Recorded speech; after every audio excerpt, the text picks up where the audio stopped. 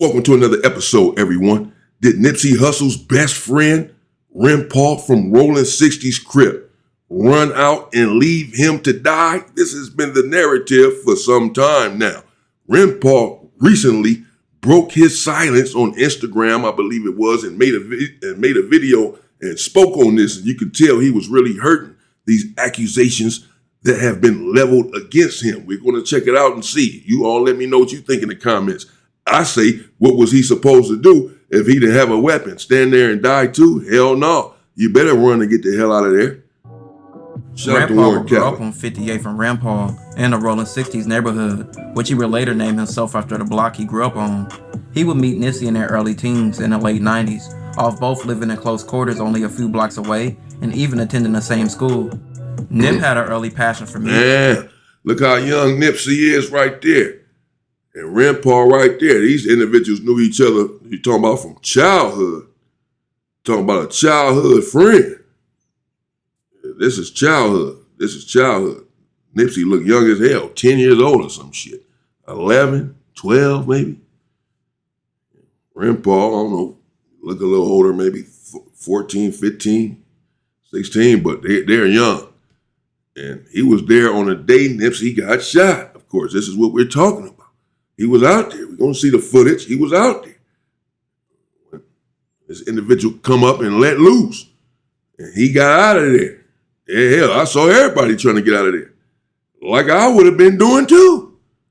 If I don't have a weapon, what the hell I'm going to be? What I'm going to do?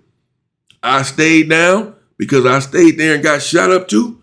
That makes no sense to me. Even attending the Watts Tower program where he started practicing his skills. Rimpau would later follow suit and both started attending the program and both began doing music. They both later attended Hamilton High School, which their neighborhood school was Crenshaw, but with all the gang activity, their parents didn't want them to go to that school, and they wanted them to have a better chance going to a school in a safer area than their own in South Central. Hamilton had music programs and also a lot of performing arts programs, but they rarely went to school.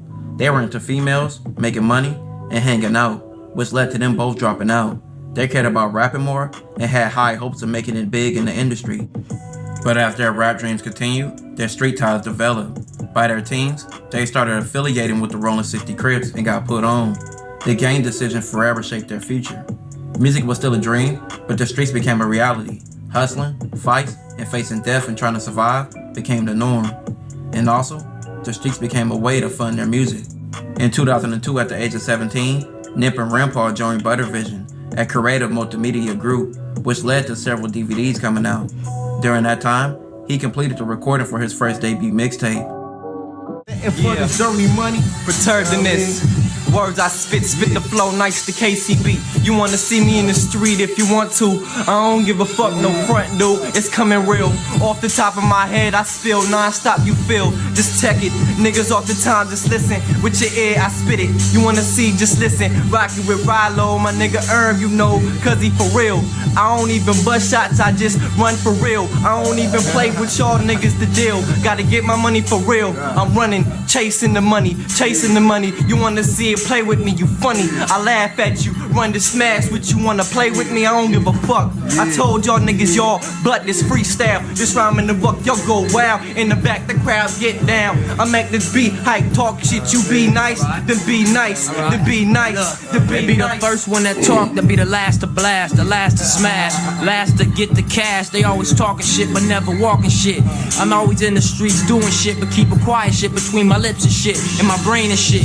I hold on to clip solidly, I do my thing, do my shit. And like this, the beat is sick, just like syphilis, it burns when I speak up on the mic. Could you get with this? Could you recognize the talent and skill I spill from my mental reel? Every time I'm keeping it real with Cuzzy, with the suffix, you know I'm above this. Casey kick the beat right back.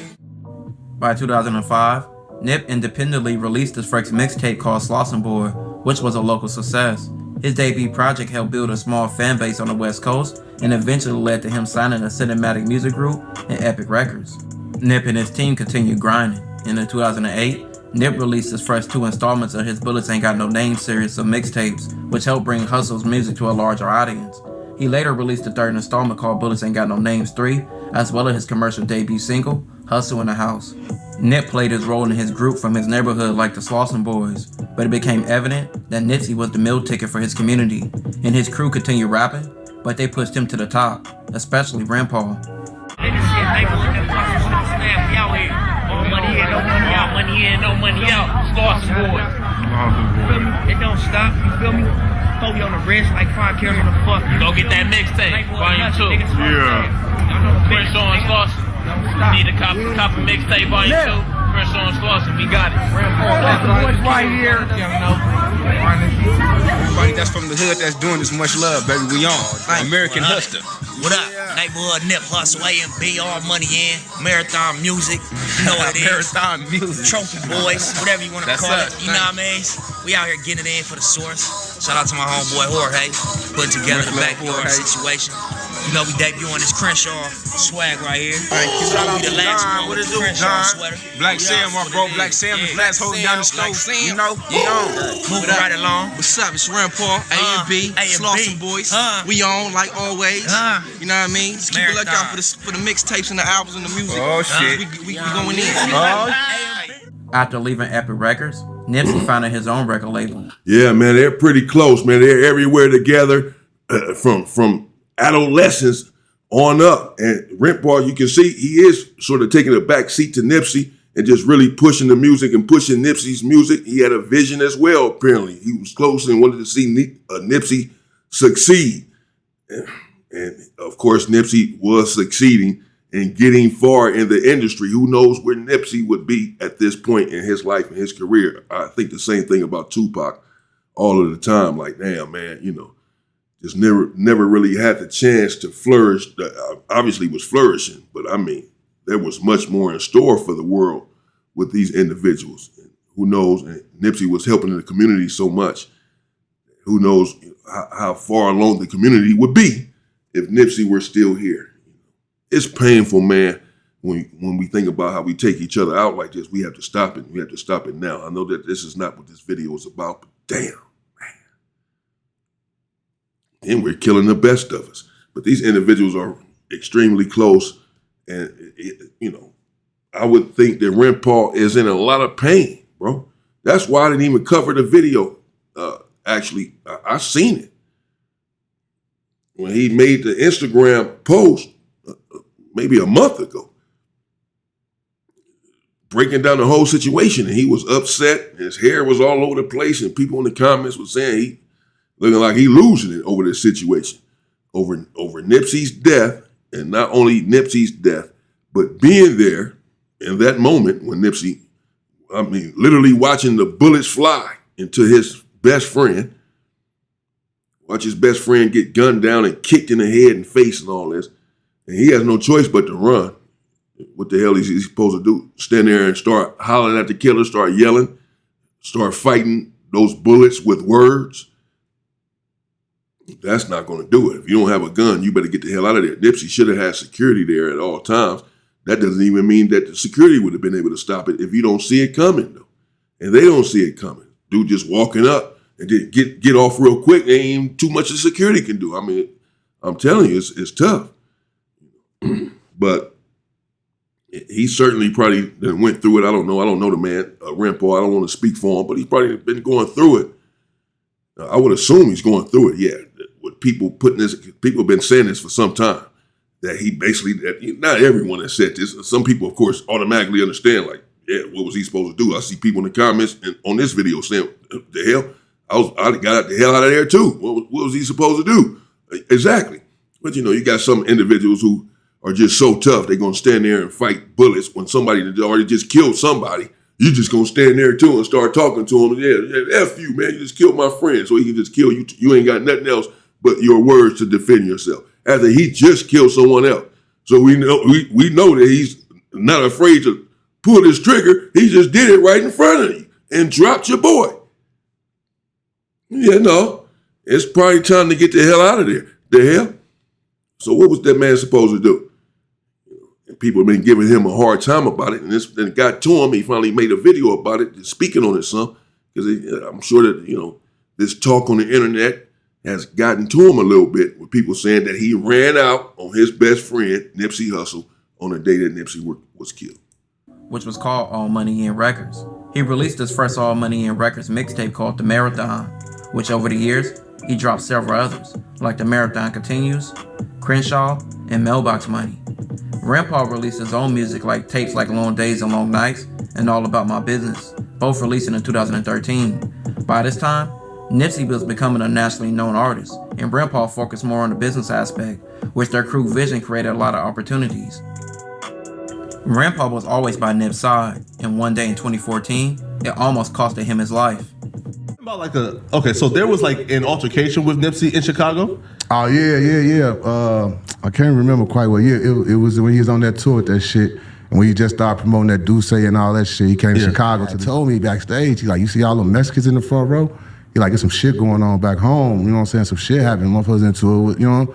He like, that shit coming on, like motherfuckers chasing me down on tour, Mexicans and shit. Like, I'm talking about they like 30 deep. Right? So his tour bus was in the alley.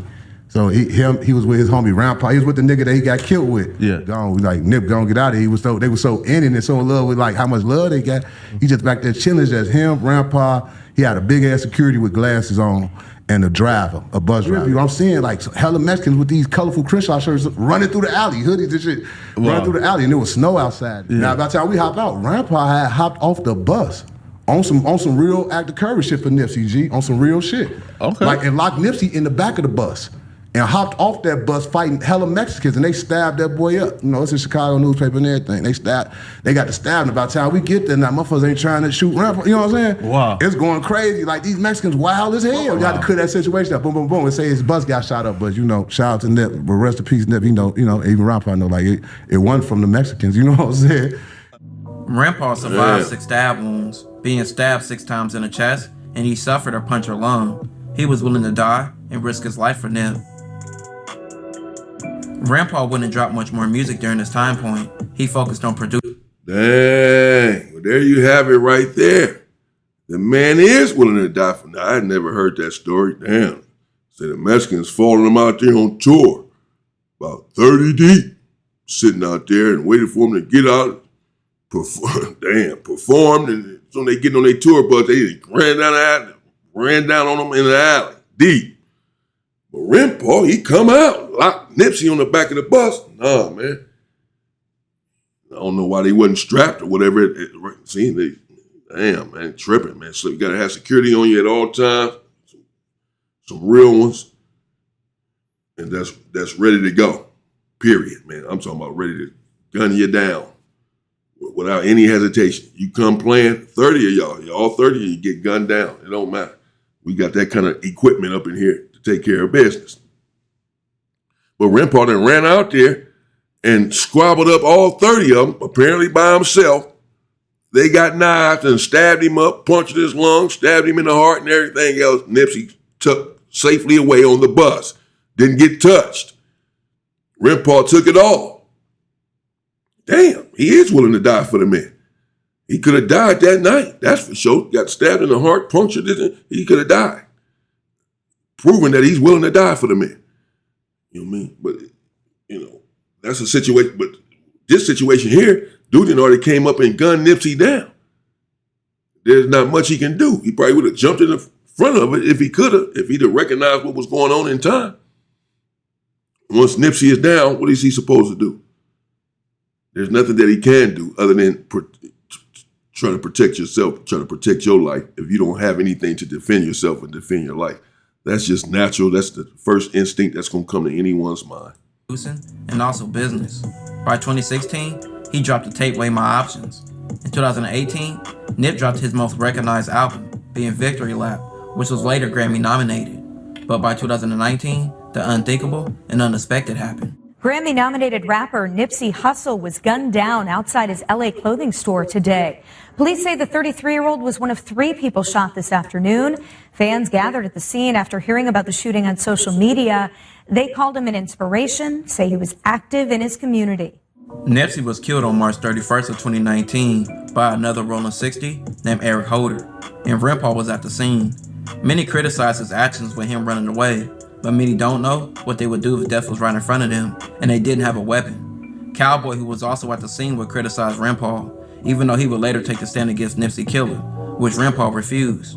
That Rimpau ran like a Nah, you ain't do that, bro. Man, Rampau ran from 6-0. Bro, I seen the videotape for the first. I never looked at Rampau from 6-0 ran. Rampau ain't from 6-0. He ain't from 6-0. I said that. What you mean he ain't from 6-0? He ain't from 6-0. He ain't from 6-0.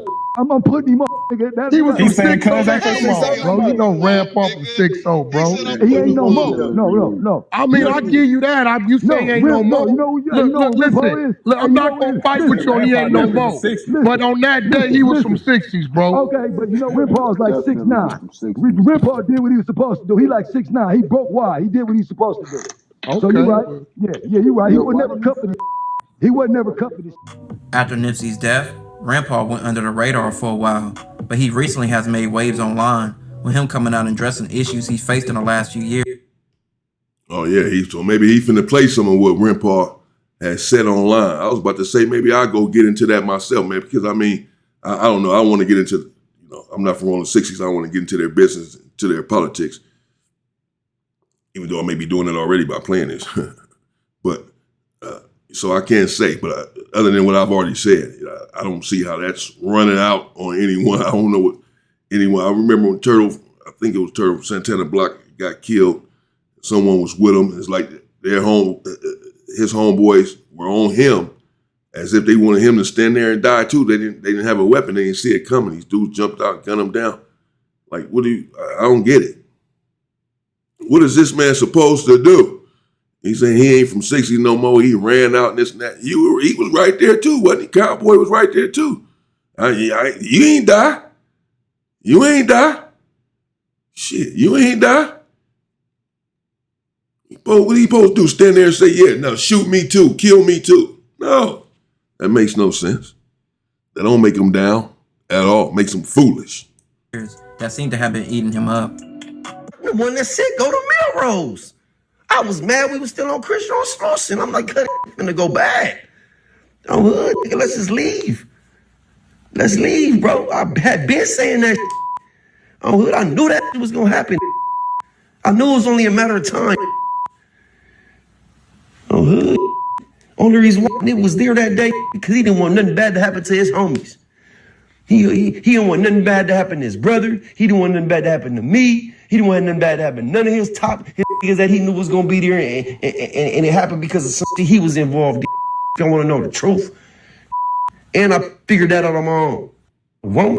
You know what, man? I think niggas don't want me to tell the truth. To be honest with you, I think niggas don't want me. I think niggas don't want me to tell the truth for real. I'm hood. I'm trying to do it the right way. I'm trying to go about it the right way. I'm trying. I'm hood. I'm finna go rogue on niggas though, bro. I'm finna go rogue on bro. I'm finna go rogue on.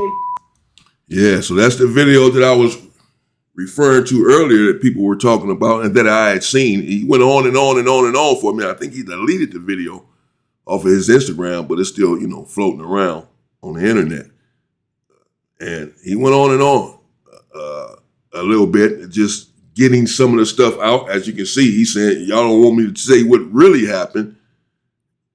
I'm about to go rogue, he says, and expose what really went down, or basically what it was really about. This is the implication. This is what he was saying. That's another reason I didn't get into it. I said, let me just stay out of this one, but he was sort of implying, I guess that's how some people had taken it, that it was something more to Nipsey's death, and that he would expose it. So yeah, this is what I was referring to, this Instagram post or what have you right here, Rimpau from 60s. And as I said, they were making comments about his appearance because you see the other pictures and, he's all put together. He with Nipsey, they cool. He look real young in those other pictures. But life be lifing for any of us for any reason. That's how I said it. It seemed like he hurting over this situation. People were talking about he done ran out. And this is the video I was referring to again, where it seemed like he was in pain somewhat and just lashing out or crying out. Not necessarily lashing out, but just, saying, man, y'all leave me alone about this. I lost my friend. I lost my best friend. I didn't run out. What the hell am I supposed to do? People talking about like that for years after you lost your friend. Yeah, that'll take a toll on you, man. I'm finna do my own documentary and I'm gonna call up and say, y'all wanna be on it? All right, well, I'm gonna tell your part. I'm gonna tell your part then. Oh. Y'all don't wanna tell y'all part of the story? Or I'll tell it. On hood, I tell it. On God, when I went to Chicago and got stabbed and came back, didn't acknowledge that. Yeah. Just didn't acknowledge that. On hood, you think I'm finna still keep going? And y'all want me to die? I gotta die first? I gotta die first for real? Right. For real? Right. That's what y'all want. That's what y'all saying. That's what all the comments of the fans ain't saying nothing. Niggas ain't saying nothing. Niggas ain't defend my name none. Niggas let just pop fly. On hood, just better tell. On hood. Yeah. On hood, I'm taking bullets for. I'm taking knives for. On hood, I'm a front lining that on money and. Dying Rimpau situation. Yeah, damn. I can feel his pain right there, bro. I don't know. I thought that when I looked at that video a month or so ago. I felt his pain right there. As I said, he goes on for me. I might go get into that. I might go check that out and play that for y'all, man. For those who may not have seen it, because as you can see, I'm about to make a documentary and expose some stuff. I mean, he knows everything related to Nipsey Hussle. He's with him everywhere, as we can see. He's with him everywhere.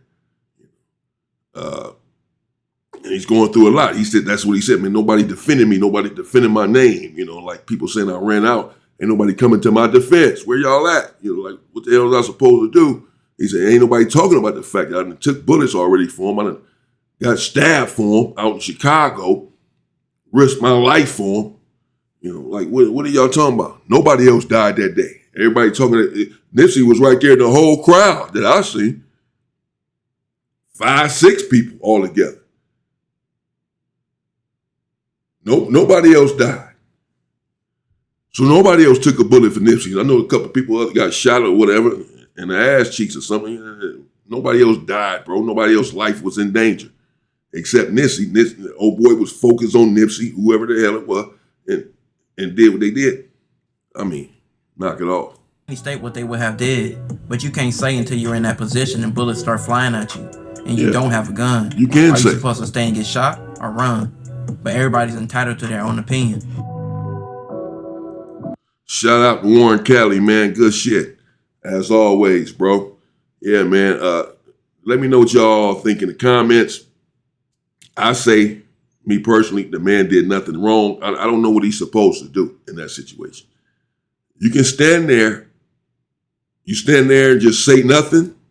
Okay, at least just to say that you didn't run, that I stood there as this dude is out here shooting every damn body that's right here, shooting everybody that shot Nipsey in the head and the neck and chest. He's not playing. He's not aiming for people's toes. He out here aiming headshots.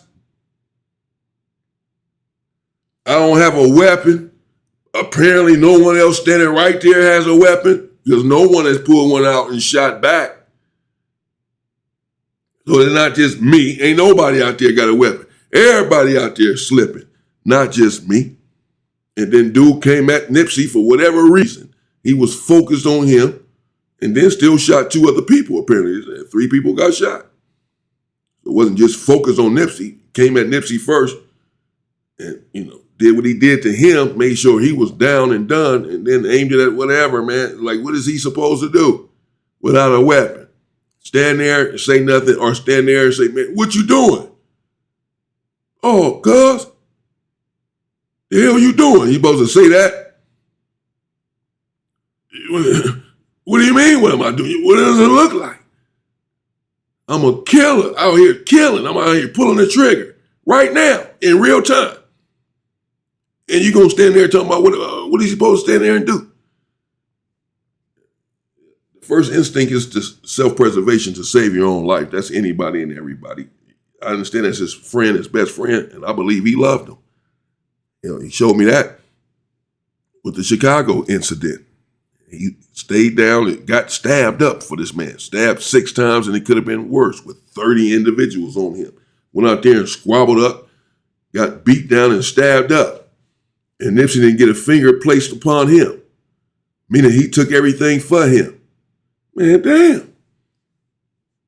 I don't know, though. That's my opinion. Let me know what you all think in the comments. Maybe there's something I'm missing. Maybe it's something else he could have did. Some people may say in the comments, no, he could have did this, man. Could have, I don't know, tried to tackle the dude or something, maybe. I don't know. Let me know what you think. What you have done in that situation, at least as far as you are concerned. Again, like Warren Cali said, no one really knows until you're in that situation what you're going to do. Not only is someone there pointing a pistol at you and the whole crowd or whatever, right there up on you. They're not only pointing, they're shooting. Right there, and you're right there. They're shooting, and you have nothing. What the hell are you going to do? I just want to know. Maybe I'm missing something. Let me know what you all would do. Again, shout out to Warren Kelly. Stay safe. Rest in peace to Nipsey Hussle. Rimpau, hang in there, bro. In my mind, you ain't do a damn thing wrong. Stay safe, and I'm sure you hurting over your best friend, but it doesn't make sense for both of you to die. One is already gone. One is he's already shot one else. I mean, you be around to keep his legacy going at least, to help with that. I don't know. Stay safe and stay free, people.